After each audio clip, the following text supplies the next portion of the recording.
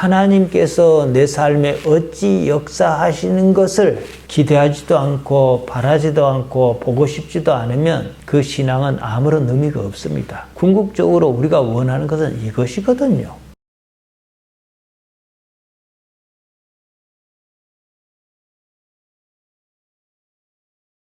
하나님 우리 아버지, 우리를 살펴주옵소서. 우리가 한 목소리로 말씀을 읽었습니다. 그 말씀 가운데 부족한 종이 전할 때에 하나님께서 역사하여 주옵소서. 종은 다만 십자가 뒤에 감추시고 하나님께서 영광 받으시기를 예수님 이름으로 기도하옵나이다.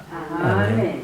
인간은 동물입니다. 그런데 동물과 다릅니다. 인간이라는 위치는 참으로 애매모호합니다. 생물학적 관점에서 보면 우리의 삶은 아무런 의미가 없습니다. 그냥 사는 거예요. 배가 고프면 먹을 것을 찾고 잠이 오면 잘 때를 찾습니다. 무슨 위험한 일이 닥칠 것 같으면 그 상황을 피하고 이러는 거예요. 그러다가 죽습니다. 흔히 하는 말로 흙에서 나서 흙으로 돌아갑니다. 그 이상의 의미는 없습니다. 인문학적 관점에서 보면 삶의 의미는 삶을 사는 인간 자신이 삶에는 무슨 의미가 있다고 생각하는 그것입니다. 인간이 자기가 사는 삶에 의미를 부여한다는 겁니다. 삶은 의미가 없습니다. 의미가 주어지지 않았다 이 말입니다. 그 때문에 삶을 사는 자신이 삶은 이러한 것이다 이렇게 의미를 만듭니다. 삶을 사는 그 사람이 자신의 삶에 의미를 부여함으로 의미가 있다 이렇게 생각합니다. 우리가 지난 시절에 겪었습니다. 육군 소장 박정희는 1961년 5월 16일에 군사 정변을 일으켰습니다. 그리고 대통령의 자리에 올랐습니다. 자기가 대통령의 자리에 올라 보니까 국민이 모자라도 한참 모자란 거예요. 이래가지고 나라가 제대로 돌아가겠느냐 싶었던 모양입니다. 1968년 12월 5일이었습니다. 국민교육 헌장이라는 것을 만들어 공포했습니다. 이렇게 시작합니다. 우리는 민족 중의 역사적 사명을 띠고 이 땅에 태어났다. 조상의 빛난 어를 오늘에 되살려 안으로 자주독립의 자세를 확립하고 밖으로 인류 공행에 이바지할 때다. 이러고 저러고 했습니다. 반공과 민주정신, 애국심, 협동심으로 열심히 노력해서 국가 발전을 이룩하자 이런 내용입니다. 제가 국민학교 4학년 때였습니다. 학교에서 모든 아이가 이것을 다 외워야 했습니다. 못 외우면 집에 보내주지 않았습니다. 지금으로서 보면 망상에 가깝습니다. 자기 혼자 똑똑한 줄 아는 것입니다. 군대는 명령체계 사회입니다. 상관이 부하를 대하듯이 국민을 그렇게 생각하였습니다. 군사 독재 정권에서나 가능한 일입니다. 그랬든지 말았든지 어쨌든 이 나라를 어떻게 잘 살게 해보겠다. 국가와 민족을 위하여 불가피하였다. 그래서 혁명했다. 이것이 그 사람에게는 인생의 의미입니다. 어떤 사람은 인류애를, 어떤 사람은 정의의 실천을, 어떤 사람은 권력을 쥐는 것을, 어떤 사람은 돈을 많이 모으는 것을 삶의 의미라고 생각합니다. 가만히 생각해 보면 삶의 의미라는 것은 자신이 만든 허구적 가치입니다. 그렇게 사나 저렇게 사나 죽기는 매일반입니다. 죽는 순간에 그렇게 애써왔던 것, 의미 있다고 생각했던 것 모두가 사라집니다. 아무런 의미가 없습니다. 우리 집 주변에 고양이가 이리저리 돌아다닙니다. 고양이가 하는 행동을 가만히 보면 아무런 의미가 없습니다. 그것이 삶의 본질입니다. 고양이 같은 동물만 그런 것이 아닙니다. 지금 내가 하는 행동을 보면 압니다. 지금 내가 하는 이 행동이 무슨 의미가 있지? 이렇게 스스로에게 물어보면 그다지 의미가 없다는 사실을 발견합니다. 의미가 있다고 생각한 그것도 의미가 있어서 그런 것이 아닙니다. 내가 의미가 있다고 생각했기 때문에 의미가 있는 겁니다. 그 일에 내가 그렇고 그런 의미를 부여해서 그런 것입니다. 우리가 흔히 하는 말로 교회 다니지 않습니까? 교회 다니는 것이 의미가 있다고 생각한 거예요. 같은 마을에 살아도 다른 어떤 사람은 우리와 달리 교회에 나오지 않습니다. 교회 다니다 그만둔 사람도 있습니다. 자기가 생각하기에 교회 다니는 것이 그렇게까지 의미가 있다는 생각이 들지 않아서 그런 겁니다. 교회 다니는 그 일에 누가 의미를 부여하는가? 조금 더 나아가면 그 의미라는 것이 나에게 무엇인가? 이 문제입니다. 나이가 들면 누구나 가끔은 죽음을 생각합니다. 저 또한 그렇습니다. 저는 죽는 것은 두렵지 않습니다. 저 나름대로 영원한 세계에 대한 그림을 가지고 있기 때문입니다. 인생에 대해서 아쉬운 것도 없고 후회할 것도 없습니다. 더 살아보았자 거기서 거기라는 사실입니다. 그 이면에는요, 내가 예수님을 어떻게 이해하고 있는가, 하나님을 어떻게 생각하는가, 이런 것이 바탕에 깔려 있습니다. 우리는 육체 가운데 삽니다. 육체를 가지고 삽니다. 그러는 한 이 삶에 매일 수밖에 없습니다. 나이가 들면서 육체가 거추장스럽다는 것을 실감합니다. 죽음은 그러한 저를 오히려 자유롭게 할 것입니다. 지난주에 눈이 많이 왔습니다.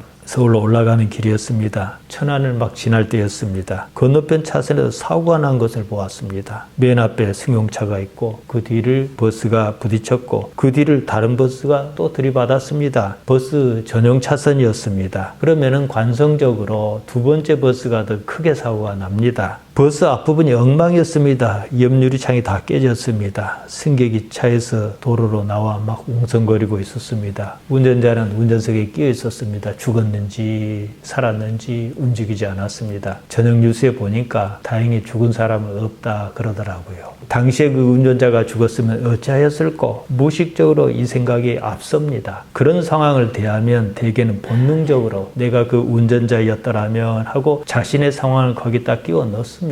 그러니까 남의 일이 아닌 거예요. 생각해 보세요. 죽는 당사자도 당사자이지만 그 가족이라든가 참으로 복잡하단 말입니다. 준비한 것도 없는데 말이죠. 그 때문에 사고를 목격한 순간 안쓰러움이 확 밀려옵니다. 얼마 전에 비행기 사고가 났지 않습니까? 사고를 당한 사람 입장에서는 자기가 그렇게 갑자기 죽을 것이라고 생각한 사람은 아무도 없습니다. 그런들 어떠하고 저런들 어떠하겠습니까? 누구나 한 번은 죽고 말 텐데 말입니다. 이렇게 보면 삶은 단지 사는 것 그 자체만으로 의미가 있는 겁니다. 나와 관계를 맺으며 함께한 사람으로 말미암아 말입니다. 지금 이 순간이 가장 소중한 때며 지금 나와 함께하는 사람이 가장 소중한 사람입니다. 지금 하는 그 일이 가장 중요한 일입니다. 삶의 순간은 언제나 지금이며 삶의 자리는 언제나 여기입니다. 그리고 우리는 무엇인가 합니다. 그 때문에 함께하는 사람끼리 서로 좋게 하고 살아야 해요. 그 이상의 의미는 없습니다. 무엇보다도 사라지고 많은 것에 마음 졸이거나 마음 줄 것은 없습니다. 삶이 이렇습니다. 이런 삶에서 무엇을 찾을 것이냐, 이것을 생각해야 합니다. 노자의 도덕경에 이런 말이 나옵니다. 허기심 실기보. 직역하면 그 마음을 비우고 그 배를 채우라, 이런 뜻입니다. 욕심을 부리지 말고 지금 기본적으로 생존의 필요를 충족하라는 것입니다. 여기다 하나님께서 어찌하신 것만 딱 갖다 붙이면 마태복음 6장에 나오는 내용 그대로입니다. 과도한 욕망으로 인한 지나친 집착이 사람을 도탄에 빠지게 합니다. 집착은 삶의 본질을 도외시하게 합니다. 인간은 누구나 행복을 추구합니다. 행복은 만족한 그 상태를 가리키는 말입니다. 만족은요, 그 끝이 없습니다. 행복은 허구적 개념입니다. 행복은 원래 없는 겁니다. 육체가 그런 것을 요구합니다. 없는 행복을 목적으로 삼는 삶만큼 어리석은 일은 없습니다. 삶은 다른 무엇이어야 합니다. 살만 하면, 단지 살만 하다면 다른 무엇을 추구해야 하지 않겠는가, 이렇게 생각을 바꿔야 합니다. 그리고서 삶을 보다 여유롭게 바라볼 필요가 있습니다. 바울은 믿음의 아들 디모데에게 이런 말을 했습니다. 디모데전서 6장 6절입니다. 그러나 지족하는 마음이 있으면 경건이 큰 이익이 되느니라. 지족하는 마음, 족한 줄 아는 마음입니다. 원문에는 아우타르케이아가 쓰였습니다. 자족하다, 충분하다, 이런 뜻입니다. 그래서 지금 우리가 쓰는 성경에는 자족하는 마음이라고 번역했습니다. 원문에는 마음이라는 말이 없습니다. 지족하는 마음이 있으면 메타 아우타르케이아스라고 했습니다. 직역하면 자족과 함께 이 뜻입니다. 스스로 넉넉함을 느끼는 가운데 이 말입니다. 그러니까 지족한 거예요. 족한 것을 아는 그 마음이 있어야 한다, 이 말입니다. 그러면 어쩝니까? 경건의 큰 이익이다 그랬습니다. 경건이 뭘 말합니까? 하나님을 아는 것입니다. 독일의 신비주의 영성가 마이스터 에크하르트가 있습니다. 에크하르트는 성령을 신의 정신이라 그랬습니다. 우리말 사전에서 정신이란 말은 육체나 물질에 대립하는 영혼이나 마음을 가리키는 말이라고 나와 있습니다. 우리는 영이라고 하면 어떤 신비로운 존재 상태 내지는 존재를 생각합니다. 서구권 언어에서는 그런 것이 없습니다. 언어는 사람의 이해를 바탕으로 만들어집니다. 어떻게 이해했나 했느냐 이 말입니다. 정신이란 말은 독일 말로 가이스트입니다. 영어로 하면 스피리트입니다. 정신, 마음, 영혼 이렇게 쓰입니다. 그쪽 언어에서는 정신과 영, 마음 이런 것을 따로 구분하지 않습니다. 성령이라고 하면 굳이 따로 구분할 때 영어로는 홀리 스피리트 이렇게 말하고요. 독일어로는 하일리거 가이스트 이렇게 합니다. 거룩한 정신이다 이 말입니다. 거룩하다는 말이 앞에 붙었습니다. 그러니까 신의 정신이라는 말이 훨씬 더 구체적으로 와닿습니다. 현실적입니다. 자연계에서 인간의 존재 위치는 참으로 애매합니다. 인간은 육체적으로는 분명히 동물입니다. 그렇다고 마냥 동물이라고 할 수는 없습니다. 동물과 다른 무엇이 있기 때문입니다. 이것이 바로 가이스트, 정신입니다. 그냥 간단히 말해서 정신을 어디다 쓰느냐 이 문제입니다. 살면서 단지 육체를 유지하는 데 정신을 쓰면 그냥 동물인 거예요. 정신, 가이스트를 갖다가 영이라고 말한다고 조금 전에 말씀드렸습니다. 이 정신을 육체가 아닌 다른 무엇에 쓰느냐 이 말이에요. 에크하르트는 기본적으로 인간을 신의 아들이라고 생각했습니다. 그냥 사람의 아들로 살다 말 것이냐, 주어진 이 삶에서 신의 아들로 승화할 것이냐. 인생은 이 문제입니다. 인간은 무엇인가 본질적인 면을 생각하자는 것입니다. 바울은 그리스도인의 자유를 말합니다. 무엇이 너희 갈라디아 교회 성도의 자유를 억압하느냐는 겁니다. 신앙은 결국 인간에게 자유를 주려는 겁니다. 심지어 삶과 죽음으로부터도 자유로운 거예요. 예수님의 복음이 그겁니다. 그러면 그들은 도로 율법으로 돌아가 율법에 매이고 말았습니다. 고무줄 있지 않습니까? 잔뜩 느린 것 같지만 그러다 통 놓으면 느린 그만큼 반대로 줄어들지 않습니까? 그런 관성이 있습니다. 꼭 그와 같습니다. 관성이나 관습이나 특성이 같습니다. 물질과 마음의 차이일 뿐입니다. 갈라디아서는 로마서와 마찬가지로 믿음으로 말미암아 의롭다는 논리를 바탕에 깔고 있습니다. 2절에서 6절은 할례와 율법에 매이지 말라 그랬습니다. 할례는 율법으로 말미암은 것이므로 율법을 지켜야 하는 의무를 진다는 거예요. 율법을 다 지킬 수만 있으면 오죽 좋겠습니까? 많은 사실 그럴 수도 없고 그러지도 못하면서 율법주의 이런다는 거예요. 이것이 문제입니다. 율법을 지키는 것 자체는 좋은 일입니다. 왜냐? 율법이 하나님께로부터 나왔기 때문입니다. 율법이 문제가 아닙니다. 율법을 대하는 태도에 문제가 있습니다. 두 가지입니다. 율법을 지킴으로 모든 의미를 다하였다고 생각한다는 것이 첫 번째 문제입니다. 다 지키지도 못하면서 말입니다. 다른 한편으로 율법의 정신을 고려하지 않는다는 것이 문제입니다. 우리가 교회 다닙니다. 교회 다니는 데는요, 성도로서 의무가 있습니다.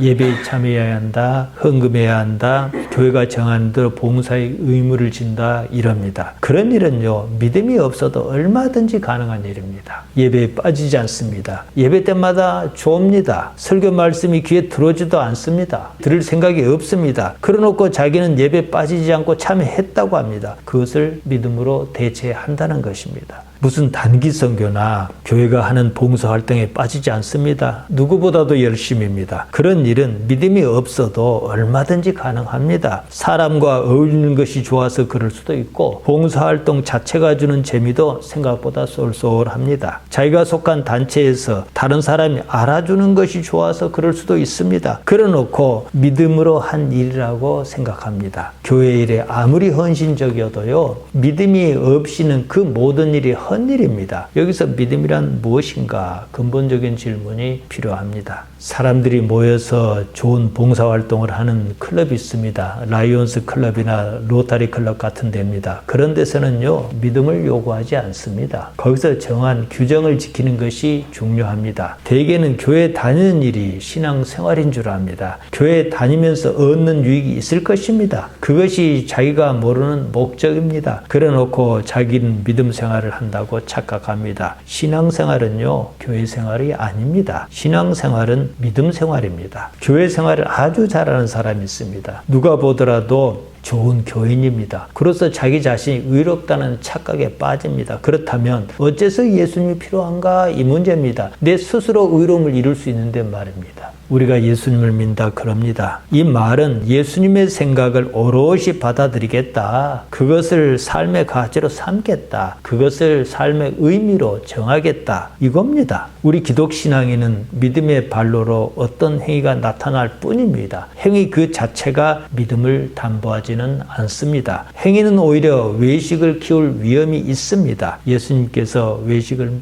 무척 경계하셨습니다. 예수님께서는 외식이 누룩과 같다 하셨습니다. 누가복음 12장 1절에 보면 이렇게 나옵니다. 그동안에 물이 수만 명이 모여 서로 밟힐 만큼 되었더니 예수께서 먼저 제자들에게 말씀하여 가라사대 바리새인의 누룩 곧 외식을 주의하라 이러셨습니다. 누룩과 외식을 같이 취급하셨어요. 그러니까 외식이 누룩의 특성과 닮았다 이 말입니다. 누룩은 우리가 잘 압니다. 음식 재료를 부풀고 퍼지게 할 뿐만 아니라 성질을 변하게 하는 그런 특성이 있습니다. 외식이 그렇다는 거예요. 거칠입니다. 신앙의 본질을 외면하게 합니다. 신앙을 망치는 주범이 바로 이 외식이라는 겁니다. 오늘날 교회에서 보면 대개는 이 외식의 위험을 그렇게까지 중요하게 생각하지 않습니다. 율법주의가 그렇듯 교회의 상황이 똑같습니다. 누룩은 뒤에 9절에도 나옵니다. 같은 뜻입니다. 바울은 할례 문제를 거론합니다. 우리에게 할례 문제는 그다지 와닿지 않습니다만 이 사람들에게는 그러지 않았습니다. 종교적 전통이었고 관습이었기 때문입니다. 오랜 세월에 걸친 관습이었습니다. 이것을 선뜻 벗어내버리지 못합니다. 할례 문제는 율법주의와 맥을 같이 합니다. 할례는 내가 율법주의 잘하는 증거를 몸에 새긴 것이거든요. 여기에 대해서는 앞서 말씀드렸습니다. 바울은 아주 심각하게 얘기합니다. 2절에서 너희가 만일 할례를 받으면 그리스도께서 너희에게 아무 유익이 없으리라 이렇게 말합니다. 4절에 보면요. 너희가 율법으로 의롭다함을 얻은 줄 아느냐 이렇게 말합니다. 오히려 그리스도에게서 끊어진다 그랬습니다. 그러면서 은혜를 얘기합니다. 은혜, 카리스입니다. 성경에서 은혜란 말이 나오면 특별히 하나님으로부터 은총을 뜻합니다. 값없이 거저받는 것입니다. 선물 같은 거예요. 하나님으로부터 받은 선물 이것입니다. 율법을 지킴으로 의롭다는 생각이라면 은혜고 무엇이고 필요 없다는 얘기입니다. 궁극적으로 하나님을 의지할 이유가 없는 거예요. 나의 의지에 따른 행위가 중요할 뿐입니다. 5절에서 이렇게 말합니다. 우리가 성령으로 믿음을 따라 의의 소망을 기다린다 그랬습니다. 우리가 성령으로 헤메이스 가르 푸뉴마티 우리가 그러는 동력이 뭐냐? 푸뉴마로 그러는 것이 아니냐 이 말입니다. 푸뉴마로 무엇을 어떻게 하려는 것이냐? 믿음을 따라 의의 소망을 기다린다 그랬습니다. 에크 피스티스 엘피다 디카이오시네스 아페크 데코메다 믿음으로 의의 소망을 기다린다 이 말입니다. 기다리다는 말 아페크 데코마입니다. 열심히 끈기 있게 기다린 걸 말합니다. 믿음으로 끈기 있게 정의를 소망으로 기다린다 이 말입니다. 이 말은 믿음이 무엇이냐는 것과 맥을 같이 합니다. 소망할 것은 곧 정의다. 디카이오시네다 이 말입니다. 그리고 그 정의를 끈기 있게 기다린 것이 믿음이라는 거예요. 무슨 정의입니까? 정의는 하나님으로 인한 것입니다. 믿음과 소망과 정의가 하나로 어우러집니다. 6절에서는 보다 구체적으로 말합니다. 그리스도 예수 안에서는 할례나 무할례가 효력이 없되 사랑으로서 역사는 믿음뿐이니라 이렇게 말했습니다. 결국은 믿음뿐이다 이 말입니다. 그 믿음은 사랑으로서 역사하는 것이다 이겁니다. 역사다 에네르기오입니다. 활동하다, 일하다, 시행하다, 이루다 이런 뜻입니다. 할례나 무할례가 예수님 안에서는 효력이 없고 그 믿음은 사랑으로 이루는 것이다 이 말입니다. 7절에서 12절은요. 잘못된 가르침을 따르지 말라고 경계합니다. 누군가가 와서 사실이 아닌 거짓을 말한다는 겁니다. 율법주의자입니다. 그러는 것이 마치 작은 누룩이 온 반죽을 부풀게 하듯 공동체 전체를 망칠 수 있다고 경고합니다. 율법주의를 강요하는 자가 스스로 베어버리기를 바란다 이렇게 강하게 비판합니다. 9절에서 적은 누룩이 온 등에 퍼진다 그랬습니다. 누룩 쥐매입니다. 우리가 아는 그대로입니다. 앞서 보았습니다. 신앙의 변질과 그런 거짓 신앙의 확장을 누룩에 비유하며 우려한 것입니다. 7절에 보면 진리라는 말이 나옵니다. 알레데이아입니다. 여러분이 잘 아실 겁니다. 거짓이 아닌 참 사실을 말합니다. 성경에서 이 말이 나오면 언제나 사실 이렇게 이해하면 성경 자체를 이해하기가 훨씬 쉬워집니다. 11절에 바울은 자신이 지금까지 할 일을 전하였더라면 박해를 받지 않았을 것이다 이럽니다. 그랬더라면 십자가의 걸림돌이 없었을 것이다 이렇게 이야기합니다. 십자가의 걸림돌, 스칸달론 투 스타우로, 십자가라고 하는 걸림돌 이 뜻입니다. 십자가라고 하는 걸림돌이 없었을 것이다. 이 말을 이해하려면 고린도전서 1장 23절을 봐야 합니다. 우리는 십자가에 못 박힌 그리스도를 전하니 유대인에게는 거리끼는 것이요 이방인에게는 미련한 것이로되 이랬습니다. 거리끼는 것, 스칸달론이 쓰였습니다. 본문에서는 걸림돌이라고 번역했습니다. 성경을 번역할 때는 가급적이면 같은 말로 번역해 주는 게 참 좋습니다. 스칸달론은 올무를 움직일 수 있는 막대기 또는 올무에 속이는 장치를 말합니다. 길에 놓아 걸려 넘어지게 하는 장애물을 뜻합니다. 신약 성경에서는 여기에 나오는 것처럼 거리끼게 하는 것 외에 넘어지게 하는 것, 실족하게 하는 것 이렇게도 쓰였습니다. 예수님의 십자가는 인간의 모든 지혜를 무효화시키는 것이었습니다. 바울은 이렇게 이해했습니다. 구원을 이루는데 율법의 행함과 같은 인간의 노력이 필요하다는 모든 인간적 관념을 배제한다는 점에서 십자가는 유대인에게는 거리끼는 것이었습니다. 이방인에게는 미련한 것이었습니다. 예수님께서 십자가를 지셨습니다. 복음은 예수님께서 어째서 십자가를 지셨는가 여기에 대한 이해에서 비롯합니다. 십자가가 유대인에게는 그야말로 거리끼는 것이었습니다. 반면에 이방인에게는 미련한 것이었습니다. 사도 바울이 복음을 전합니다. 그런데 어떤 아주 좋은 신앙을 가진 유대인 신앙이 있다 그럽시다. 그가 복음을 받아들이려고 마음먹었을 때 가장 큰 걸린 게 뭐냐? 십자가입니다. 이해를 못해요. 그러니까 도로 율법주의자로 빠지고 이랬단 겁니다. 다른 한편으로 십자가는 유대인에겐 도저히 할례와 함께할 수 없는 것이었습니다. 이방인에게 십자가는 뭡니까? 미련한 거죠. 십자가가 가리키는 바는 자기 부정이었습니다. 율법은 자기 부정이 아니었습니다. 율법은 율법을 지키는 자기를 긍정하면서 옳다고 인정하는 것이었습니다. 바울은 예수님의 복음을 믿음에서 십자가로 연결짓습니다. 복음과 믿음은 그렇다 치고 여기서 어떻게 십자가라는 것인가 이것을 생각해야 합니다.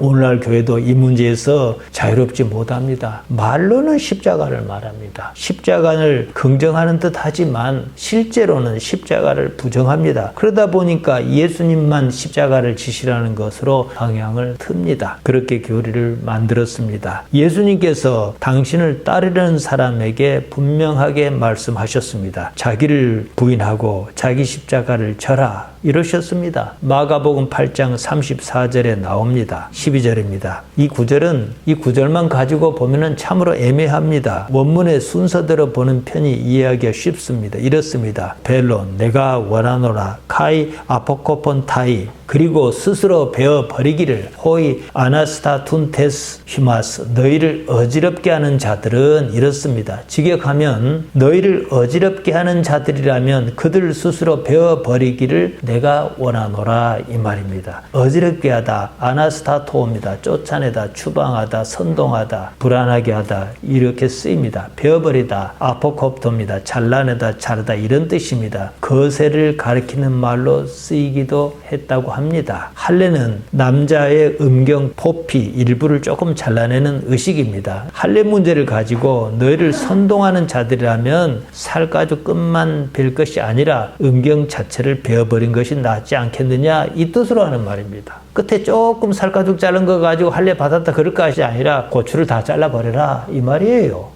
13절에서 15절은 자유로워라는 겁니다. 하지만 그 자유는 사랑을 위한 것이어야 한다 이 말입니다. 그러면서 율법의 정신을 이야기합니다. 그러니까 여러분이 이해하시겠지만 율법의 정신을 생각했더라면 복음을 받아들인 데는 아무런 문제가 없고 복음과 사실은 같은 것이라는 것을 알 수가 있다는 거예요. 그러니까 지킬 마음이 없으면서 지킨다 그러고 자기는 잘 지킨다고 위선을 부리고 이런 것이 문제라는 거죠. 근데 이런 모습이 그대로 오늘날 교회에 있지 않습니까? 자유를 위하여 부르심을 입었다 그랬습니다. 믿음으로 의롭다는 것은 율법에서 자유로워지는 것을 말합니다. 여기서는 그 자유가 어떤 자유냐는 것입니다. 사랑의 자유다 이렇게 말합니다. 13절에서 그러나 그 자유로 육체의 기회를 삼지 말라고 했습니다. 원문을 보면요. 노몬 메텐 엘류데리안 에이스 아포르멘 테 사르키입니다. 삼지 이렇게 번역한 말이 에이스입니다. 먼것으로 향하여 먼것을 위하여 이렇게 방향을 가리키는 전치사입니다. 오직 그 자유를 육체의 기회로 향하게 하지 말라 이것입니다. 다음 주에 보겠습니다만 바울은 육체와 영, 곧 사르크스와 푸뉴마를 분명하게 구분짓습니다. 14절은 레위기 19장 18절을 인용한 것입니다. 원수를 갚지 말며 동포를 원망하지 말며 내 이웃 사랑하길 내 자신과 같이 사랑하라. 나는 여호와니라. 자, 우리가 이렇게만 보면 신약 성경에만 있는 것처럼 보이지 않습니까? 다 구약 성경 율법 안에 있는 겁니다. 예수님께서도 이 말씀을 하셨습니다. 마태복음 5장 43절과 누가복음 6장 27절이 그겁니다. 제대로 율법을 지키는 사람이라면 이 말을 알 것입니다. 대개 보면 무슨 주의 이러면서 그 주의를 잘 지키지 않는 사람이 대부분입니다. 지금 우리나라가 그렇지 않습니까? 자유민주주의를 그렇게 강조하면서 정작 자신은 자유와 민주를 지키지 않은 한 사람 때문에 이 나라가 난리가 아닙니까? 북한이 무슨 공산주의입니까? 공산주의 이념을 실현하겠다고 북한과 같은 정권이 들어서지 않았습니까? 공산주의는 무슨 공산주의입니까? 특정 계급만 잘 먹고 잘 살자는 것 아닙니까? 무슨 주의는 이렇게 잘 속입니다. 율법주의 또한 마찬가지였습니다. 14절에서 온 율법은 내 이웃 사랑하기를 내 몸 같이 하라 하신 한 말씀에 이루어졌나니 이랬습니다.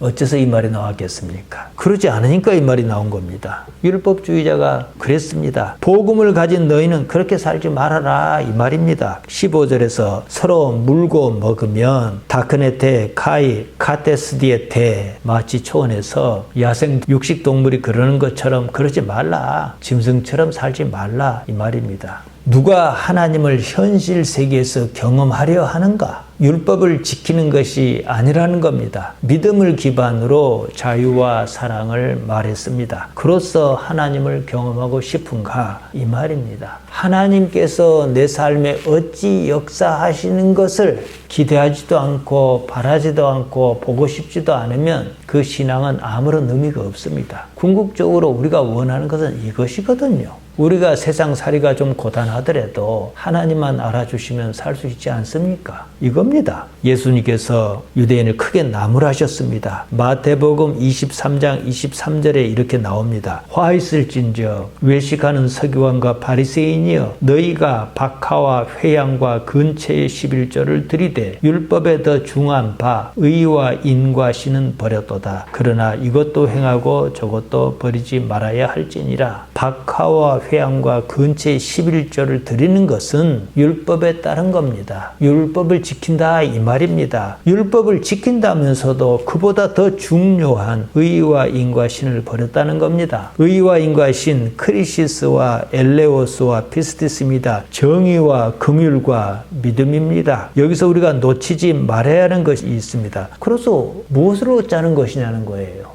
하나님을 경험하려 하는가 이것입니다. 삶은요 우리가 하나님을 알 수 있는 유일한 기회입니다. 삶의 모든 일에서 하나님을 알려고 하는가 인생은 이 문제입니다. 다른 것도 아닙니다. 인생 자체만 놓고 보면 이것이 아니라면 아무런 의미가 없습니다. 천하의 영웅 호걸도 죽으면 그만이고 아무리 가난하게 살아도 죽으면 그만인 거예요. 부자도 죽으면 그만이고 거지 나사라도 죽으면 그만입니다. 누가 하나님 품에 안길 것인가? 이 세상에서 그것을 준비하면서 하는가? 여기다 그렇게 사는 우리에게는 보너스가 하나 있습니다. 진정한 만족감이라는 겁니다. 이게 행복입니다. 세상이 주는 행복은 없습니다. 무슨 일이든 그 일로 하나님을 생각하기 바랍니다. 무슨 일을 마주하거든 그 일만 보지 말고 하나님께서 그 일에 어떻게 나타나시는가 챙기면서 힘써 하나님 아버지를 알려고 하며 살기를 바랍니다.